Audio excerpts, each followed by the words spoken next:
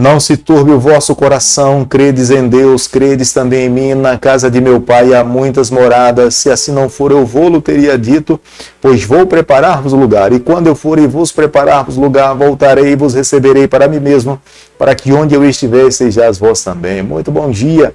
Com essas palavras de consolo e de esperança de Jesus aos seus discípulos, nós começamos mais um dia.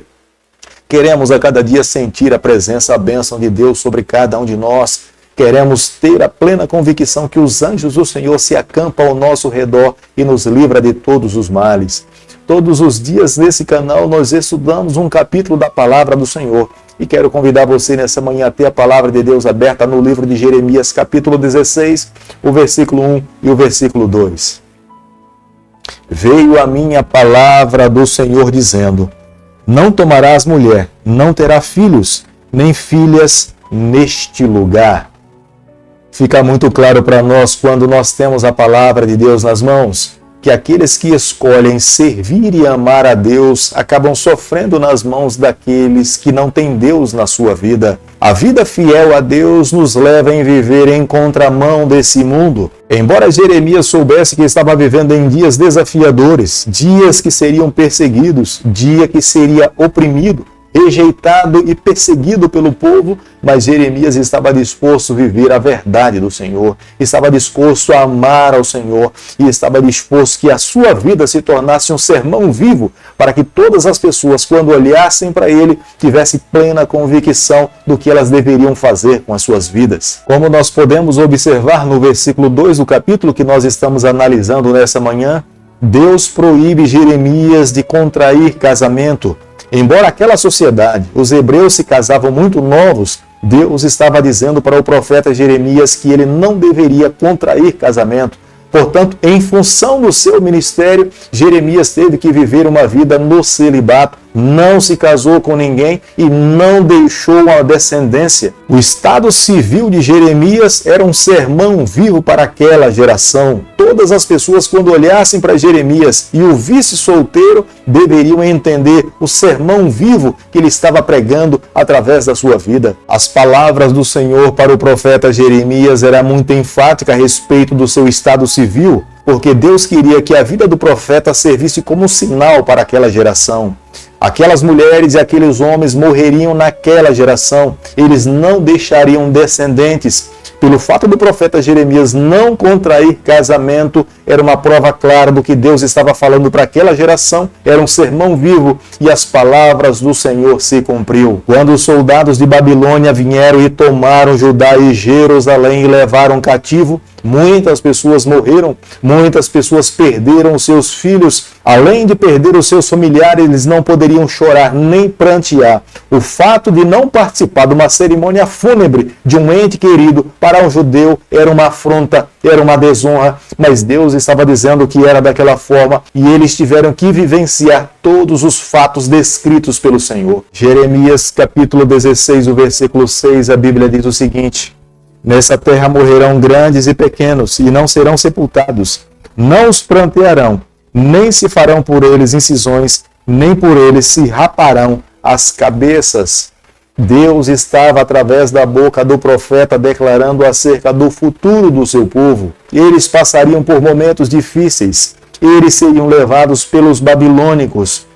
Não teria tempo para sepultar as pessoas. Era um ato de vergonha. Mas os israelitas tinham aprendido esses atos pagãos com os povos que estavam ao redor da sua nação. Deus repudiava essas práticas pagãs e Deus estava agora nesse momento falando para eles que eles seriam levados, mas essas práticas pagãs eles não teriam nem tempo para as praticá-las em decorrência dos erros, da desobediência e da vida ilegal diante do Senhor. Ao profeta Jeremias, como nós podemos observar no versículo 8, foi recomendado a ele que ele não deveria ser compactuante. Jeremias deveria viver uma vida solitária, mas a sua vida solitária era um sermão vivo para todas as pessoas. Quem olhasse para o profeta deveria entender que a mão de Deus estava sobre ele e era um chamado para todas as pessoas viverem de acordo como Deus almejava que os seus filhos pudessem viver. A apostasia era tão grande que aqueles que estavam envolvidos nessas práticas se perguntavam: qual é o nosso pecado? Qual é o nosso erro? O que foi que nós fizemos de errado?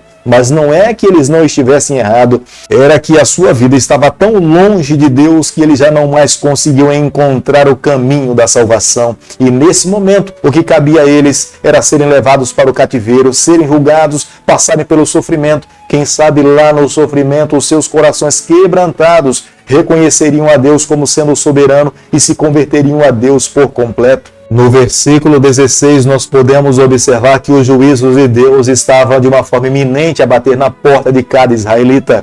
Eles viriam, cercariam Judá e Jerusalém. Eles não iriam permitir que nenhuma pessoa escapasse. Na metáfora divina, Deus falava que eles eram pescadores. Viriam para pescar o povo do Senhor. Não iria permitir que ninguém escapasse. Todos eles seriam mortos em decorrência das suas falhas e dos seus erros e por não darem ouvido à voz do Senhor. Querido amigo, quando Deus fala o que nos cabe ouvir, Deus hoje tem falado a essa geração.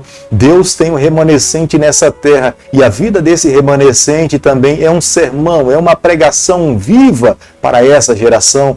Da mesma forma como Deus um dia chamou Noé e a sua família para que pudesse construir uma arca, e a cada dia que Noé batia um prego, levantava uma tábua para colocar ao lado daquela arca, era um sermão. Deus hoje também espera que nessa geração o seu remanescente viva de acordo com a palavra de Deus, para que a nossa vida pregue, para que a nossa vida ensine, mostre àqueles que estão nesse mundo que um Deus um dia, que o Deus Criador dos céus e da terra voltará aqui a essa terra, buscar os seus filhos para viver com Ele eternamente.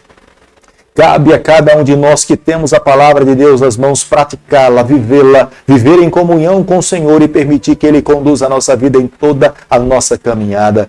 Querido Pai, em Tuas mãos nessa manhã nós nos colocamos. Queremos viver exclusivamente para o Senhor. Molda o nosso coração, perdoa os nossos pecados, nos conceda a graça de um dia estarmos com o Senhor por toda a eternidade. É o nosso pedido, é a nossa oração e nós fazemos em nome de Jesus.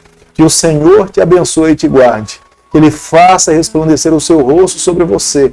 Que Ele tenha misericórdia de você. Que sobre você nessa manhã Ele levante seu rosto e conceda a sua paz em nome de Jesus. Amém.